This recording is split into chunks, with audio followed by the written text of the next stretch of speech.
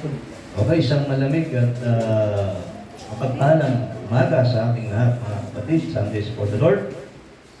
Without further ado, tayo po ay magsisimula na. At let's all stand up and open our Bible in the book of Ephesians chapter 6, verses 2 and 3. Are you there? Okay, sabay po nating basahin sa verse 2. Bible says, honor thy father and mother, which is the first commandment with promise, that it may be well with thee, and thou mayest live long on the earth. Tayo po ay manatiling nakatayo at sumandali tayong manalangin. Panginoon,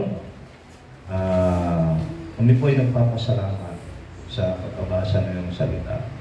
Sa aming pagtitipon, sa pag-iingat mo sa amin, sa iyong provision para sa lahat naming pangangailangan sa isang linggo. At ngayon, Panginoon, hiling po namin ang iyong pagtuturo sa amin sa umagang ito. At buting kami ng banal na Espiritu saan kami manaroon. Gamitin mo po, may tilig. Ang iyong mga salita at iyong lingkod na may pangaral ng buong linaw, ang katotohanan po ng iyong salita. Anumang kasalanan meron sa aming kalagit namin pinapahayag, patawad mo po at inising kami ng banal ng dugo sa aming pong karunyan. Lahat po ito aming hinihingin sa aming pangalan po ng aming Panginoon Kristo. Thank you, and be seated. Okay. So, itong mensahe ng Diyos, pero meron behind the message, meron kasing timeless truth dito, na lahat ng authority established ng Diyos. Amen? Maaaring hindi lang para sa mga anak, ito ay sinasabi ng Diyos. Amen? Ito ay pangkalahatan. Ano po? Okay? Yun nga po, ang ating paksa ay may kinalaman sa mga consequences of dishonoring parent.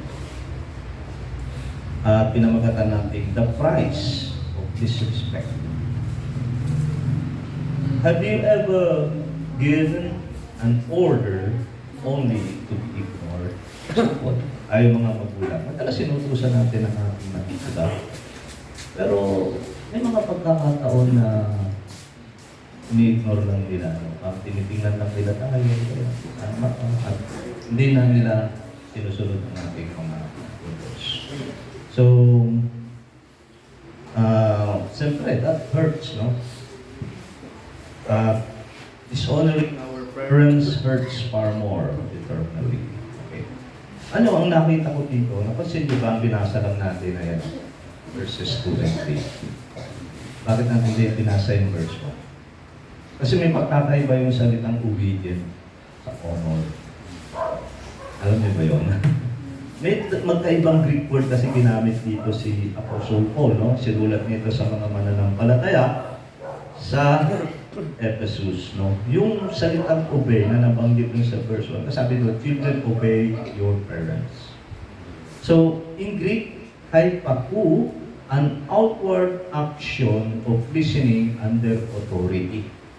No? Ito ay action-based. Temporary siya or minor children. Ibig sabihin, ang pagsunod natin sa ating mga magulang ay habang naroon tayo sa kanilang poder.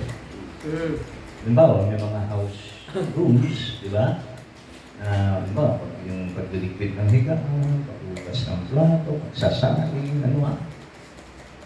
Under pa tayo ng kanilang authority. Pero, pag dumating yung panahon na tayo ay mag-aral, meron ng matagal na trabaho, nakapag-asawa, may sarili ng pamilya, may sarili ng gobyerno, ay malaya na tayo doon doon sa pagsunod sa ating mga magulang. Ngayon, pupunta tayo doon sa honor, timao in Greek, an inward attitude of high esteem. It is permanent and lasts a lifetime. Ito yung inward, ano? Ito ay attitude-based. Ito yung pagpapahalaga mo sa magulang. Kahit iwalay ka na, may sarili ka ng pamilya, may sarili ka ng gobyerno. Ano? Huwag mong kaliligtaan yung pagpaparangal mo sa magulang mo. Hindi mo pagpaparangal, extend beyond hanggang doon sa ating pagrespeto, yung pagkikip sa kanila. Ano? Kasi darating panahon, ating mga magulang ay manghihina. Amen? At nangangailangan din sila ng, hindi lang yung emotionally, pag-care, kundi mga financial assistance. And that's the right time na extend natin ang ating pag-honor sa atin. Amen? So, ang context po ng Ephesians chapter 2, chapter 6, verse and 3, all teaches that children have a familial responsibility to honor their parents. Yan ang context doon, ano nga? Or this is right. Kasi utos eh. Di lang yun, bring God's blessing. Ano yung blessing? Longevity and prosperity. And well-pleasing to the Lord. Bakit? Kasi ito ay nagbibigay ng pamangal sa ating Panginoon. Tanda natin mga magulang na huwag nating hayaan o ipagkatiwala sa ibang tao yung pagdidisiplina sa ating mga anak. Alam niyo ba na ang tahanan ang unang paaralan ng ating mga bata at tayo po ang unang mga guro. Amen? Tayo ang unang mga guro. At sabi nga, naalala ko yung sa Proverbs 22:6. Train up a child in the way he should go, and when he is old, he will not depart. Napakalaga yung tinatawag na foundation ng age ng isang bata. Ang age 1 up to 7. Kailangan ng pundasyon niya ay sickness. Kasi, hindi kasi siya kilos ng labas sa kanyang pinaniniwalaan. I mean, ano yung pundasyon niya, babalik at magiging referensya na kasi yun eh. Pag nagkaroon siya ng pamilya, yun din yung ituturo niya. Ay, ano yan? Kung ano yung tinuro ko sa kanila. Tuturo kang dinala yun. From generation to generation. Kaya ang nabanggit ko kanina, itong legacy namin para sa inyong mga next generation. Ano ba ngayon? Generation say? Sabi? O, di ba? Na ituturo niyo rin sa susunod ninyong mga pamilya. Okay. In a world that celebrates rebellion, what does God actually say about disrespect?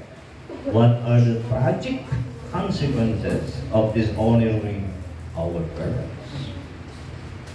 Ang timeless truth dito mga kapatid, walang kasalanan, walang consequences. So ito ay magsilbi nawang paalala para sa ating mga.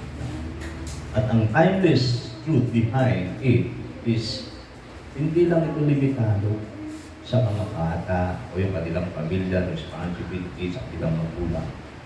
Okay? So makikita natin dito na aking nakita rin naman na lahat ng authority establish ng Diyos. Maaaring hindi sa pamilya. Sana putin tayo ng Diyos. Sana tayo naroon sa mga pamilya. Amen? Una, yung tragic consequence ng dishonoring parent, it exposes rebellion. Yeah. Doon sa Romans, tayo natin to, Romans chapter 13, well, ang context nito is about sa higher powers, referring doon sa ating constitutional law. Pero, yung timeless truth kukunin natin. No? Sabi doon, let every soul be subject unto the higher power, for there is no power but of God. The power that we are ordained of God. Whosoever therefore resisted the power, resisted the ordinance of God, and they that resist shall receive to themselves damnation. Have you heard that? Lahat ng authority, establishment. Sabi niyo doon, kung nire-resist mo yung authority na in-establish na Diyos, ang nire-resist mo ang Diyos. Lalagay mo yung magulang, yung pag-o-honor sa iyong magulang. Establish mo ang Diyos yun. Tama kapatid. So, yun ano, rejecting your parents' authority means resisting God's order. Ito may kinalaman sa pagiging ama ng Diyos. At reflection ng authority ng Diyos yung pagpaparangal natin sa ating magulang. Amen? Amen. Kaya nga, walang authority na nag-exist na hindi in-appoint ng Diyos. Therefore, resisting authority, resisting God. Sana ito makita ng mga anak. No? Kapag nire-resist mo yung authority ng establishment, for example, your mother, magulang yan. Kasi may mga rank, di ba? God is a God of order. Ang Diyos, Jesus Christ, ang tatay, ang nanay, ang mga anak. Okay?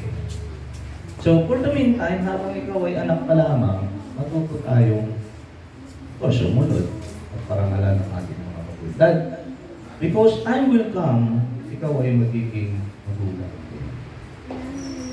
Okay, huwag na wang mangyari na mamiss mo yung isang bagay na nakakahalaga. Kasi hindi tuturo mo sa susunod na pamilya. So, if you cannot respect and honor the parent, you can say, love and touch. How can you honor God? You haven't changed. Yan ang logika eh. Diba? Kung yung magulang mo nga, na yung nakikita, na yung nahawakan, hindi mo kayang igalang at parangalan.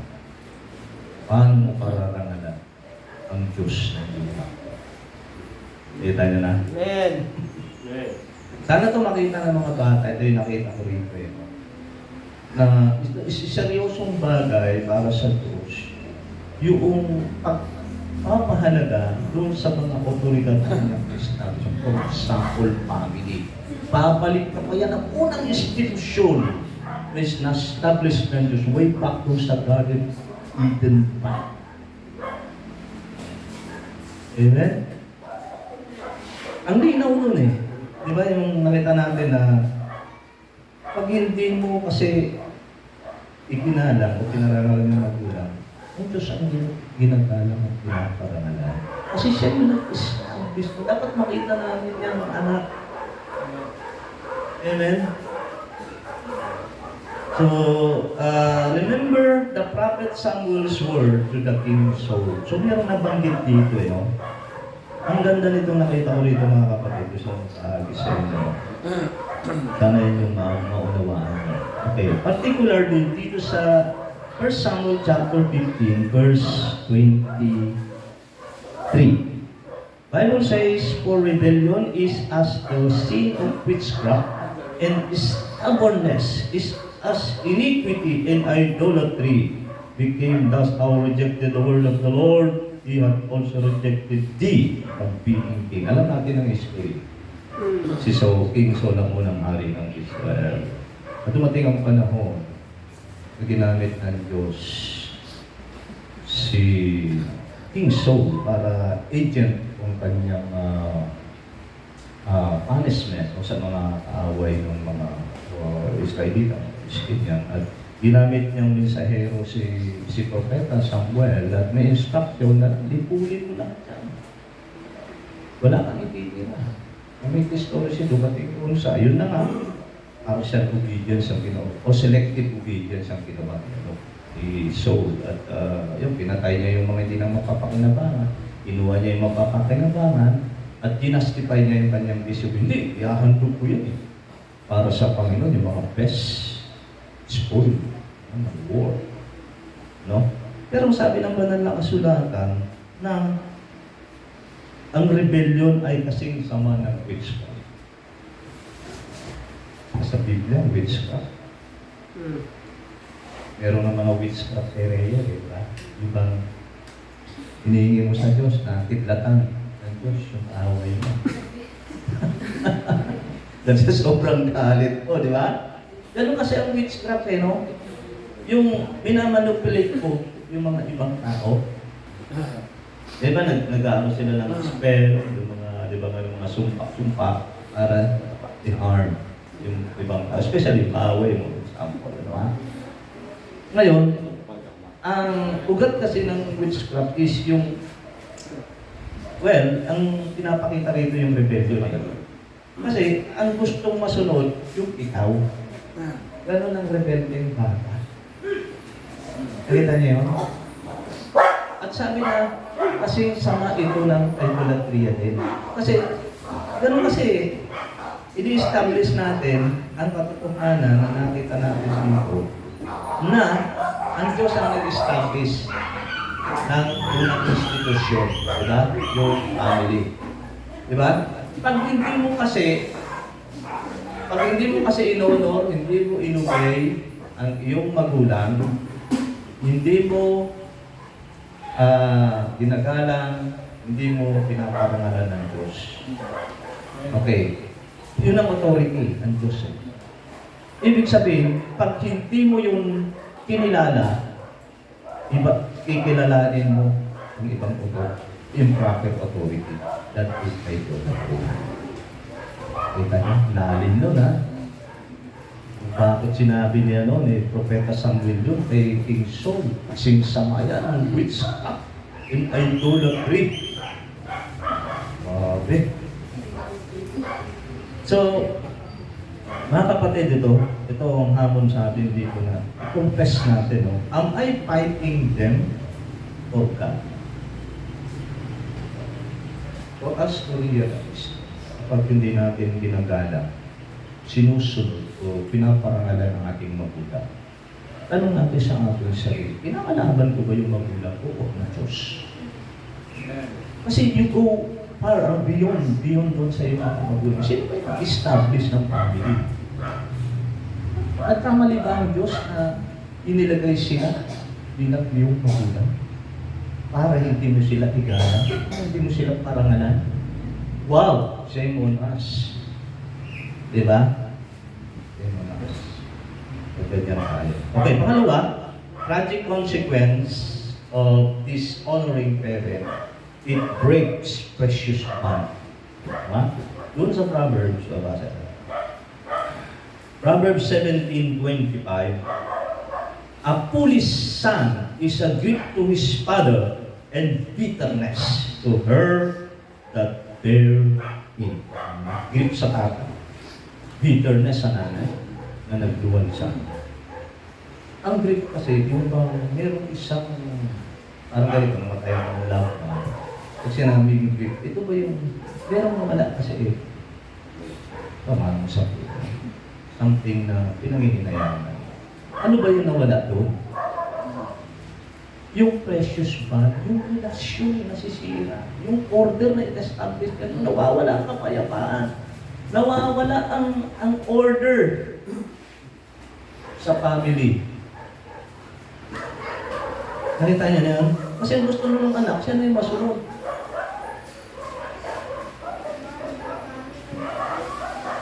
So disrespect wounds family ties meant to shelter you. Dapat itong pamilya, ito yung bahay na sisilungan mo para sa pamilya. Na siyang mag-protect ka sa'yo. Tapos, sisirain mo. Hindi literal na sinisira. Hindi yung relasyon mo na maayos ano magiging maayos ang relasyon mo sa Diyos kung ang relasyon mo sa magulang mo hindi maayos. Diba? Kasi kung nawawala yun eh. Yun kasi yung parang singsing ng walis tingting na nagbabind. Umahawak sa katatagan, ayusan, kaya ng pamilya. Kaya sabi ko sa Proverbs, grief eh, medyo yun nawala eh. O ba hindi malulong ko? Yung relasyon sa pamilya, nawawala ng order, nawawala ng kapayapaan. Stressful ang magulang. Hindi kasi ganun didisenyo ng Diyos yun, pare. Hindi ko alam, hindi aware ng mga bata o na-influence sila ng mga bagay na around them. Amen? So, God designed parents to love, protect, and guide us. Dinisenyo sila doon para ng Diyos. Na para tayo mahalin. Sana makita natin yun. No? Para gabayan tayo, protektahan tayo. Sana makita natin na beyond yung pagdidisiplina, yung parenting ng ating mga magulang, na ang Diyos ang nagpuprotect, umiibig at nagkagabay sa atin. Kasi ang Diyos ang naglagay sila sa kanila sa posisyon na yun. Kaya sabi ko kanina, hindi nagkamali ang Diyos na sila maging magulang mo. Tapos ngayon, babastusin mo. Hindi mo susunod, hindi mo paparangalan. Nakakaya tayo. Diba? So when we dishonor them, we break the trust and safety that hold our family together. No, wala tayong pagtitiwala. Di ba kaya ka sumusunod ang principle? Kasi nagtitiwala. Eh di ka sumusunod, ibig sabihin, wala kang tiwala sa mga. Pero sa magulang mo pa, ikaw na walang tiwala. Sila yung unang-unang naroon para lagi mong protektahan. Lahat eh, pinoprotektahan ka sa iyong mga kahawa, pinoprotektahan ka sa sakit, lahat ng danger, maaaring mangyari sa buhay. Pinoprotektahan ka ng magulang mo. Kasi hindi ko makita ng mga bata. Ha? Yung safety, no? Kasi ganun kasi sila sa naunawain natin. Bakit ganun? Kung magulang mo, masyado overprotective na ulit. Kasi ayaw nilang ang anak nila masasaktan, ayaw nila ang anak nila mapabahaman. Gagawin nila ang lahat sa abot ng kanilang makakaya para ito mag-prevent. Huwag na akong mangyari na mapagkamalan natin na yan na, putak, ganyan-ganyan, di ba? Kaya, rebellion, yun, malabas yung rebellion, yun, nagre-rebelde ka talaga sa Diyos. Yan ang katotohanan. Tapos sinisira mo yung precious bond, yung relationship, yung maayos na relationship mo bilang anak sa magulang. Dahil nawawala ang pagtitiwala. Amen? So, yun ang argumento kasi lagi dito mga kapatid. Na ang Diyos ang nagdisenyo. Okay. Like Joseph, brothers, bitterness leaves lasting in his heart. Ano natin historically? Ang kwento ng buhay ni Joseph the dreamer. Dahil nga siya paboritong anak at gifted, no? Yung interpreting dreams ay nagselo sa kanyang mga kapatid. At ginawan siya ng hindi mabuti. Andun yung pinagtantaan siyang patay, and then it turns your mind. Eh, ano na lang natin dito, benta na lang natin. Siguro, papakita natin. Hindi, sabi natin doon sa tatay natin, pumunta doon sa gubat. Eh, ano, sinila ng mabangis na hayop at kumuha tayo ng ebidensya. Ang damit, nilika natin ng dugo ng hayop. Pero ang ginawa nila, binenda nila sa isang Egyptian businessman. Nakarating doon sa Egypt. Pero yung scar na iniiwan mo, mga kapatid, natutong kanya mga kapatid na magsinungaling, natutong mga kapatid na saktan ng kanilang magulang, kanilang ama. Siyempre, paboritong anak yun, di ba? So, hindi ka naman sinabi mo prioritize ka ng anak. Hindi yun eh. Hanggang dumating sa punto na kung alam mo yung story, pinambol sila. Di ba? So, kaya na nangyari natin na magkaroon ng kasiraan sa relasyon sa pamilya. Eh, hindi maganda yung yung meron kayong disagreement, hindi pagkakaunawaan sa family. At maaari, kahit pabili-balik na rin ang mundo, kapatid ko rin yun. Okay? So, panatilihin natin. Lalo sa atin magsimula sa atin yun, kasi tayo pa naman pala sa atin. Kung meron mga hindi natin makunuwan, kasi ginagamit lang sila. Ang behind them, isang kaaway.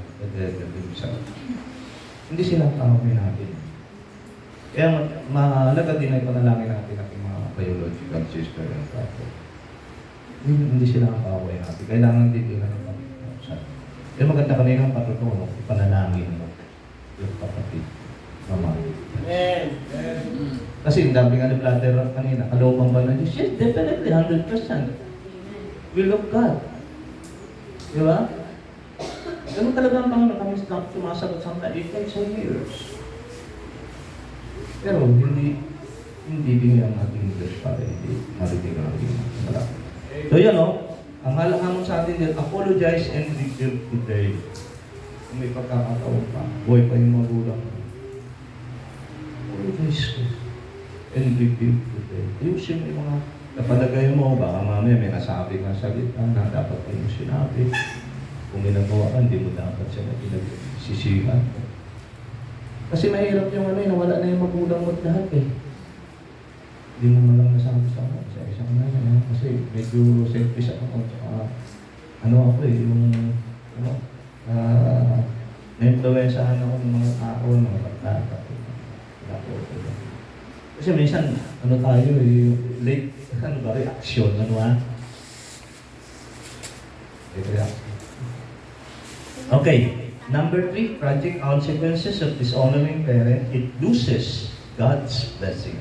Okay, doon sa ating text, Ephesians 6, 2 to 3. Okay.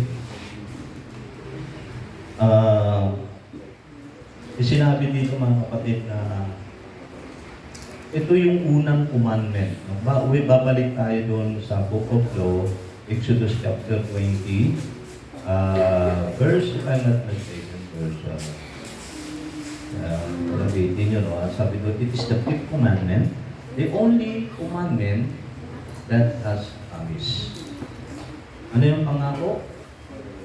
Longevity and prosperity. Okay?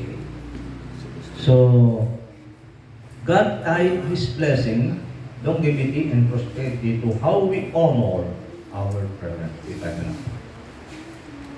Kaya, nagtataka ka. Masipag ka naman. Diba?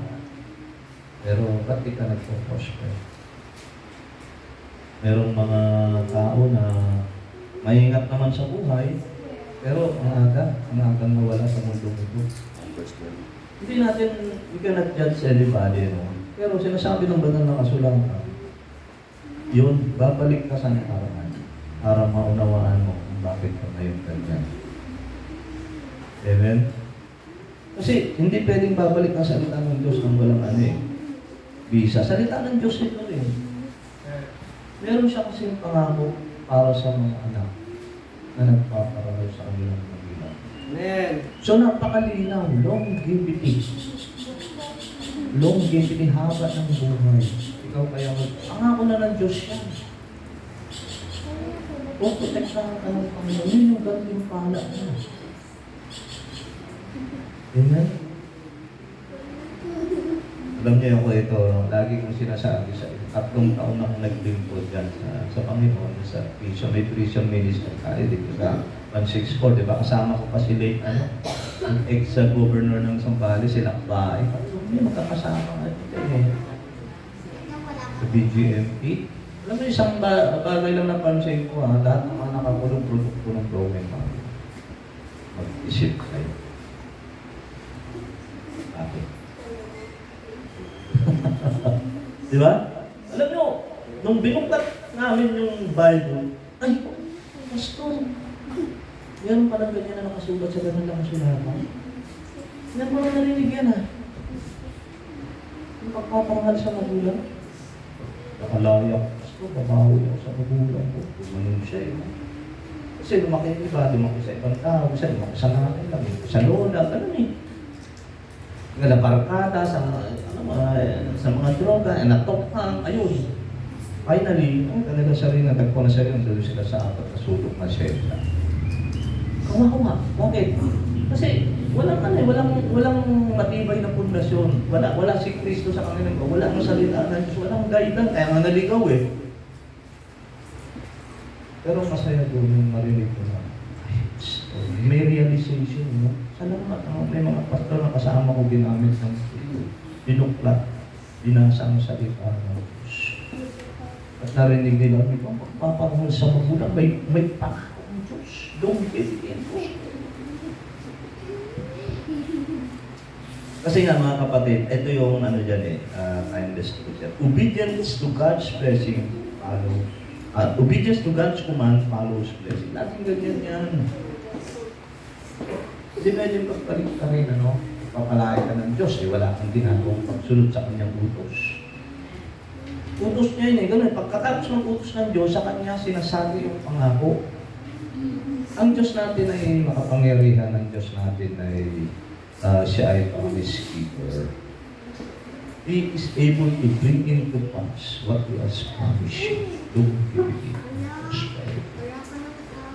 Parang well, in a way, magiging masipag at makata. Pero iba pa rin yung meron pang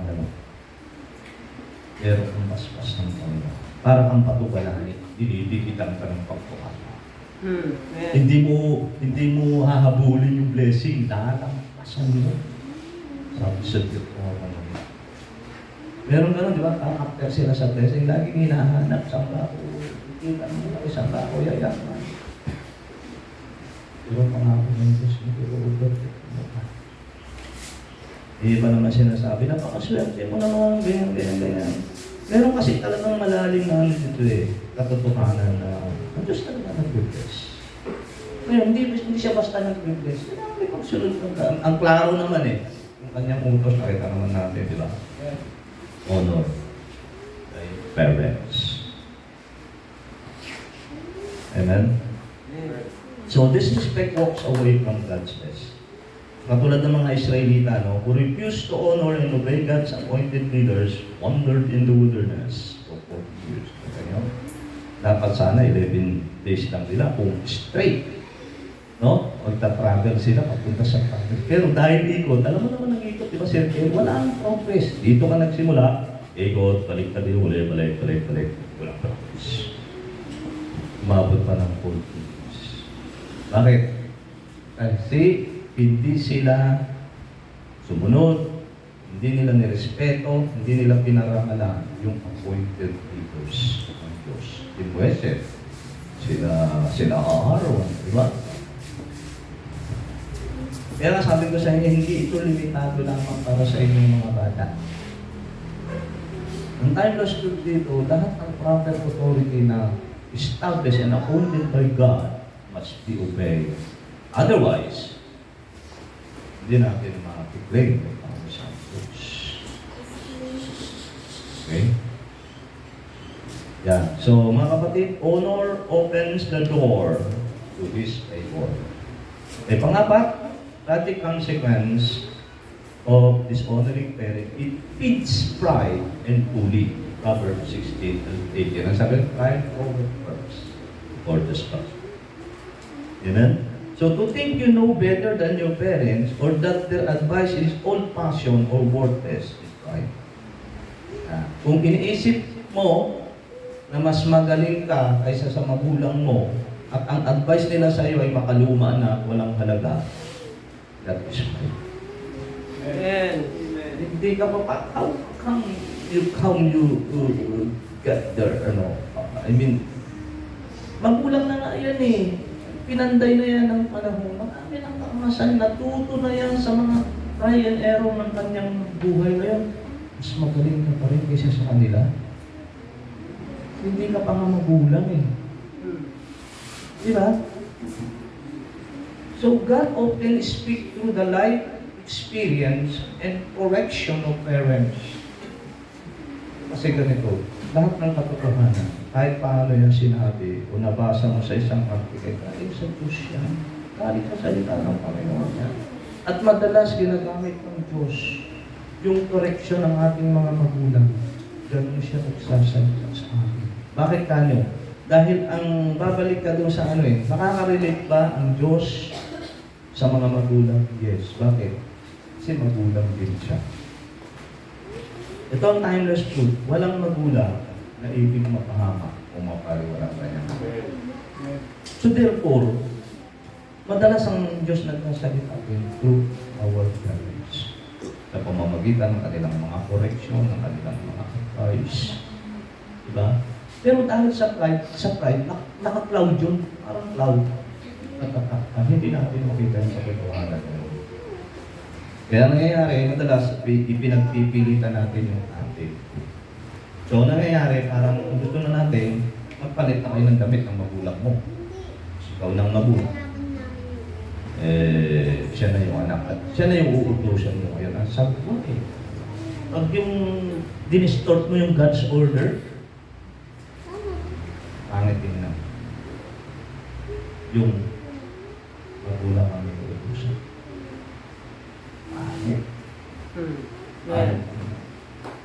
Di sabihin mo, Nay, giba mo nga ako ng sa timbang tubig. Wow, yun.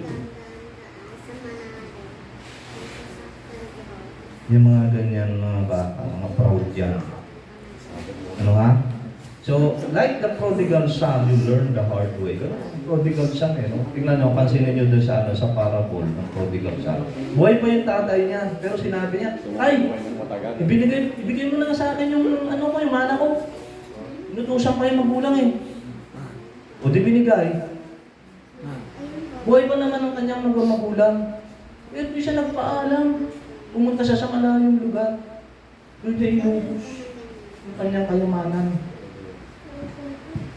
Dumating yung punto na ano, problema na. Doon niya palang na-realize. There's no place to go. Amen?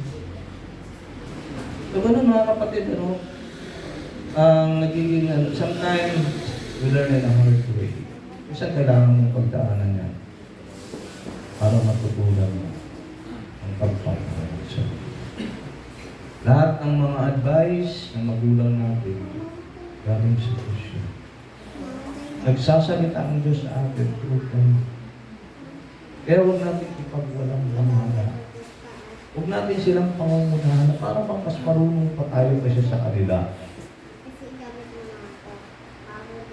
Kasi may inutos ang yung magulang sa'yo, may pinagagawa sa'yo. Sana mag-reflect pa nila. Baka tama yung ano, baka makagaling pa sa Bible yun eh. Makagaling pa sa Bible yung tinuturo sa'yo ng magulang mo, ayaw mong tanggapin. Di ba? So, listen, God often speaks through them. Okay, panghuli. Tragic consequence of dishonoring parent, it grieves God's heart. It grieves the heart of God. Okay? Sa Malakay 1:6, nabanggit ko eh. Yung mga anak daw ay pinagalang ng magulang. Kasi pag pinagalang yung ako. Pero ako, magulang din ako sa akin ng Diyos. Nasaan yung parangal niyo sa akin? Di ba gusto natin parangalan ng Diyos sa ating buhay? May expression eh. Paano? Yung nga, sa ganung paraan ka nga, pag gustong pagpalain ng Diyos, doon niya i-channel yun eh. Yung pagsunod mo doon sa kanyang utos. Ay, honor mo magulang mo. O paano nyo?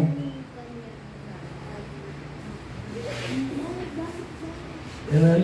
So, how we treat our parents is a mirror of how we treat God. Hindi mo nakikita ang Diyos eh. Pero nakikita ng ibang tao sa iyo ang Diyos sa pamamagitan ng pagpaparangal mo sa iyo. Parang mirror, di ba? Mirror, pag umarap ka, kita mo yun. Ay, teka mo nga, here to ayusin mo yan. Ganun, salita ng Diyos ko na naririnig ko parang sa salamin. Baka nakakalimutan mo na umarap ka sa salamin. Nakalimutan mo yung sura. It's high time again, no? Look at the mirror. Amen. Ano sinasabi ng batang nakasulatan? Ayusin mo. Ayusin mo ang relasyon mo sa iyong magulang. Sila. Kasi, ganun pa, pinaparangalan mo rin ang Diyos ko na nag-establish. O naglagay sila sa iyo. So, to honor them is to fail to honor Him who gave them life and who gave them to live.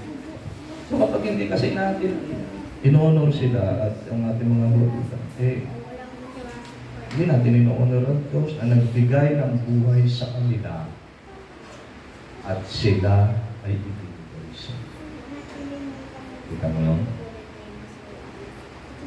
Ganun ang nangyayari, mga kapatid, nakita niyo? Tandaan natin, every good gift, including your parents, comes from God. So when you despise the gift, you grieve the giver. Right? Nagdudulot ka ng kalungkutan sa puso. Siya kasi nagbigay sa iyo. Naniniwala ka ba ng magulang mo, regalo ng Diyos sa iyo yan? Ha? Well, hindi mo pinili siya maging magulang mo. Ang Diyos ang pumili para sa iyo. Ang Diyos ang nagbigay ng buhay sa kanila. Ang Diyos din ang nagbigay sa kanila sa iyo bilang isang regalo. At inaasahan ng Diyos sa iyo, napaparangalan mo yung giver. Paano? Sinabi na nga, honor eh. Bigyan mo sila sa yung ito attitude based yung pagre-respeto, yung pagtike, okay? Na kahit wala na sila, okay? Yung mga values na itinuro nila sa iyo. Parang treasure yan, you hold it in your heart. Parang perlas yan, na mga nagkakaiingan. Kasi naiintindihan mo, ito ay pagpaparangal mo sa Diyos na nagbigay sa Kanya.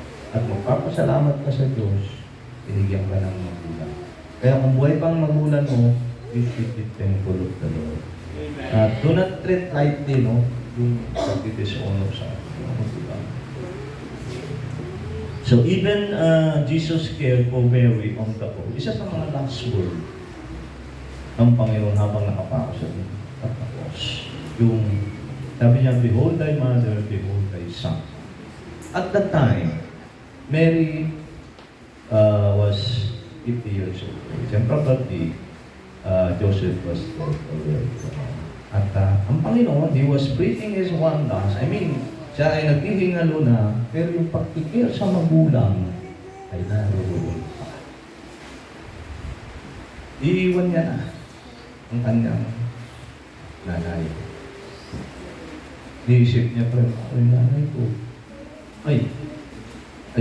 Yung beloved disciple, si John, ang karito. May bagong responsibilidad na akong iyaatan mo sa iyo. Pero kung anong ibig sabihin ng Panginoon? Ino-honor niya, bumabalik siya sa law of first mention. Sa Exodus chapter 20, honor thy father. Hindi na wala sa puso ng Diyos. Kahit naroon na, di ba, naghihingalo siya. Hindi din dapat mawala sa atin. Kahit anong kalagayan mo sa buhay, kahit anong marating mo sa buhay, hindi dapat mawala sa iyo. Pagpaparangan mo sa magulang. Amen? So therefore, dishonoring our parents bring, rebellion, brokenness, lost blessing, pride, and sorrow. So, mga kapatid, no, ibig sabihin, no sin. I mean, it's only parent that has no consequences. Yun ang lagi natin tanda. We cannot get away with this. Hindi po pwede yung nilapastangan ng mag-hindi para walang consequence. Pero ito ay ilan lang biblical consequences of this honoring. Huwag na natin hintayin. Ito ay magsilbing pabala para hindi sa pamilya responsibility. Ano mang aspeto ng ating buhay, kapag mayroong proper authority, learn to pray, learn to honor them. Kasi ang Diyos yung naglalagay sa kanila. Kahit hindi masama ang ugali nila, yung posisyon na inuukupahan nila, sa grabe yun. Kung hindi mo siya kayang pabuhin, hindi ka uibot pa. Yun ang pananahin mo sa Diyos. So, ito ka ng pasensya. Hindi ang mo ng compassion. Surely,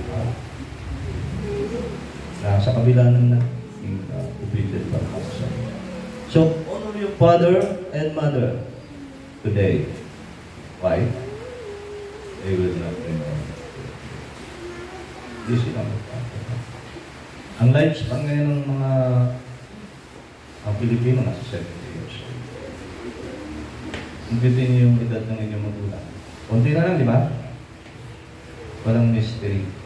One of these days, wala na sila sa willing. Habang may time pa, ay honor them. So, honor your parents, receive God's best. Yan po ang mensahe ng Diyos sa atin. Ang ating ito, nawa tayo na paalalahanan, tayo ay nahamon, at tayo ay magbago. God alone be the greatest glory. Amen.